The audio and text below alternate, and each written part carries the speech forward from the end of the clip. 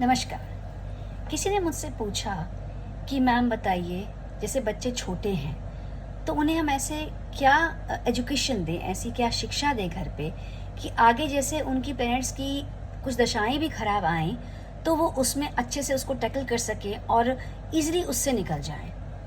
ठीक बात है।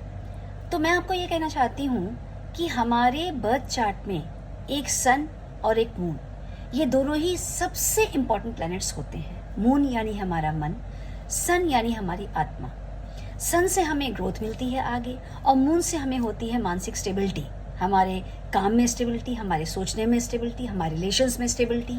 स्टेबिलिटी देने का काम मून करता है और ग्रोथ देने का काम सन करता है। अपने बच्चों को छोटे से ही सिखाइए कि वो जब भी सुबह उठें तो अपने माता पिता के पाँव छुएं। उनको ये सिखाइए कि जब भी वो रूम छोड़ें तो लाइट्स को ऑफ करें ज़रूर, क्योंकि लाइट्स जो होती हैं वो राहु को डिपिक्ट करता है।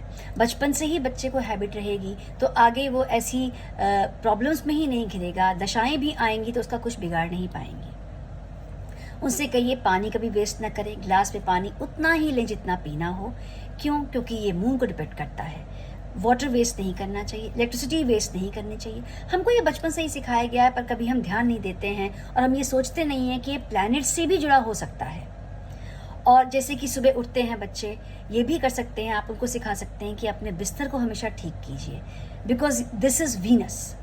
जैसे ही वो अपने आप को ऑर्गेनाइज रखना सीख जाएंगे, अपने आप को साफ सुथरा रखना सीखेंगे, तो उससे उनका वीनस स्ट्रांग होता जाएगा।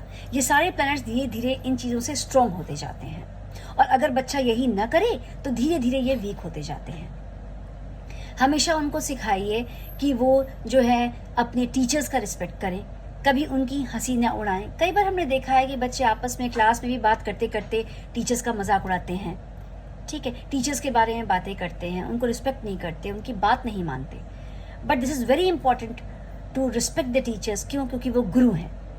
अपने भाई बहन से अच्छा रिलेशन रखना, क्योंकि जो बहन है वो मरकरी है, भाई है वो मार्स है। ये सारी छोटी छोटी चीज़ें हमारे जो एंसेस्टर्स हैं, हमारे जो ग्रैंड पेरेंट्स हैं, उनके ग्रैंड पेरेंट्स जो हैं बच्चों के, उनकी रिस्पेक्ट करना। अब उनको ज़रूर अपने पितरों के बारे में बताइए, उनके बारे में रिचुअल्स जो करते हैं वो समझाइए। ये सारी चीज़ें करते करते आपको पता भी नहीं चलेगा कि आपने अपने बच्चों के सारे पेरेंट्स को कैसे स्ट्रॉन्ग कर दिया है, और धीरे धीरे वो एक स्ट्रॉन्ग पर्सनैलिटी की तरह आगे डेवलप कर जाएंगे। और उनके पेरेंट्स का जब दशा या महादशा भी आएगी तो भी वो उसके थ्रू अच्छे से निकल जाएंगे। आशा है आपको यह इन्फॉर्मेशन कुछ बेनिफिशियल लगी होगी।